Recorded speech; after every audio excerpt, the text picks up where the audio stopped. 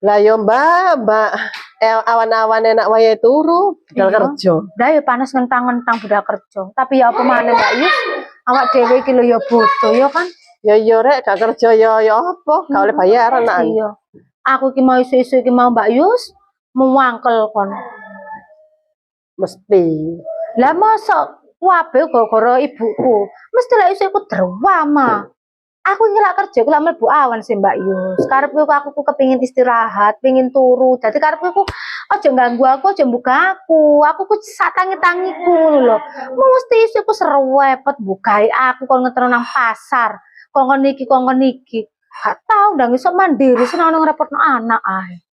Lah ibumu anu dah gawe sepeda dah. Ono Mbak Yus sepeda ontel, tapi anjene wonge males gak gelem ontel dhewe, senengane ngrepotno anake kon ngeterno. Aku ngene iki gak reti tidurku kurang Mbak Yus. Otomatis sahur ngene iki ndasku wis ngelu. Maksudku iku yo, aku ku cak istirahat sik sak tangi-tangiku. Lah saiki lho ibumu ning pasar iki lho. Ya tujuane masak ya digawe mangane sampean sih. Piye? Ya kan iso mlaku ngono lho Mbak, cek sehat, gak ngandelno anake ae ngono lho. Sampeyan ya iso sih tangi isu cek sehat, gak turu wae. Lah aku kan yo ngantuk, kan kita kan sip siang, aku gak reti tidurku kurang ngono lho Mbak, lek dibuka iku. Mbak, aku lo mesti bar subuh tangi wis gak turu maneh, wis masak ngurusi bojo, ngurusi anak. Buktine ya gak apa-apa. Ayo suku mesti kalau tak ceritain mesti jawabannya gak enak.